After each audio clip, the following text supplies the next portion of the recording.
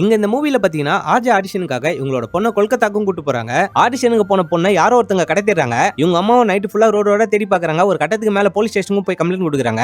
Single மதரா இருந்துதான் இவங்களோட பொண்ணை இவங்க பாத்துட்டு இருந்திருப்பாங்க. போலீஸ் கிட்டே என்னோட ஹஸ்பண்ட் இறந்து போனதா சொல்றாங்க. இந்த பொண்ணை தர விசாரணையில அவங்களோட அம்மா போய் சொன்ன விஷயமே போலீஸ்க்கு தெரிய வருது. அவங்க ஹஸ்பண்ட் இன்னும் இறந்தே போயிருக்க மாட்டாரு. கல்யாணம் ஆயிட்டு இவங்க குழந்தை பெற்றதுக்கு அப்புறம் இவங்க ரெண்டாவது தடவை கர்ப்பமா இருப்பாங்க. அந்த நேரத்துல இவங்க ரெண்டு பேருக்கும் அந்த சண்டையில இவங்களுக்கு அபார்ஷன் ஆயிட்டு இருக்கும். அதுக்கப்புறமேட்டு இவங்க ஹஸ்பண்ட் விட்டு இவங்க பிரிஞ்சிட்டு இருப்பாங்க. இந்த சம்பவத்தினாலே இவங்களுக்கு ஸ்ட்ரெஸ் ரொம்ப அதிகமா இருக்கு. அதனால இவங்க டேப்லெட்டே எடுக்க ஆரம்பிச்சிருக்காங்க. இதோட சைடு எஃபெக்ட்டா உங்களுக்கு ஞாபகம் மறதி ஆரம்பிச்சிருக்கு. இன்னும் சில வருஷத்துல உங்களுக்கு சுத்தமாவே எல்லாமே மறந்து போயிடும். உங்களோட பொண்ணு கூட உங்களுக்கு ஞாபகம் இருக்க மாட்டாங்க. உங்களோட பொண்ணை எதனா ஒரு ஆசிரமத்துல சேர்த்துருங்கன்னு டாக்டர் சஜஸ்ட் பண்ணிருப்பாரு. இவங்களோட க்ளோஸ் ஃப்ரெண்டுக்கு இவங்களோட பொண்ணை தத்து கொடுக்கறதா அவங்க கிட்ட அக்ரிமெண்ட்லயே சைன் போட்டுருவாங்க. இந்த மாதிரி டைம்ல தான் இவங்களோட பொண்ணை யாரோ ஒருத்தவங்க கடத்தி இருப்பாங்க. இவங்கள போலீஸ் ஸ்டேஷனுக்கு கம்ப்ளைண்ட் கொடுத்திருக்காங்க. ஒரு வழியா போலீஸோட ஹெல்ப்பால இவங்களோட பொண்ணையை கண்டுபிடிச்சிருவாங்க. ஆனா அவங்களுக்கு அந்த நேரத்துல ஞாபகம் மறதி ரொம்ப அதிகமாயிட்டு இருக்கும். இவங்க யாருன்னதே மறந்து போயிட்டு அப்படியே ஓரமா நின்று இருப்பாங்க. தத்து கொடுத்த அப்பா அம்மாவும் வராங்க. இவரோட சொந்த அப்பாவும் இருக்காரு. அவருக்கு வேற ஒரு கல்யாணம் ஆகி அவருக்கு ஒரு ஃபேமிலியும் இருக்கும். நீ எங்க கிட்ட வந்துருமான்னு சொல்லி மாத்தி மாத்தி சண்டை போட்டுனே இருப்பாங்க. ஆனா இவங்களோட பொண்ணுக்கு அவங்க அம்மா தான் வேணும்னு சொல்லிட்டு அவங்க அம்மா கிட்டயும் போயிடுறாங்க. அம்மா நான் உங்க கூட மட்டும் தான் இருப்பேன். யாரு கூட நான் போக மாட்டேமா. உங்களுக்கு என்ன ஆனாலும் சரி நான் உங்களை கடைசி வரைக்கும் பாத்துக்கிறேன்னு சொல்லி இந்த பொண்ணு ரொம்ப பாசமாவே பேசுறாங்க. அப்படியே இந்த படத்தையும் முடிக்கிறாங்க.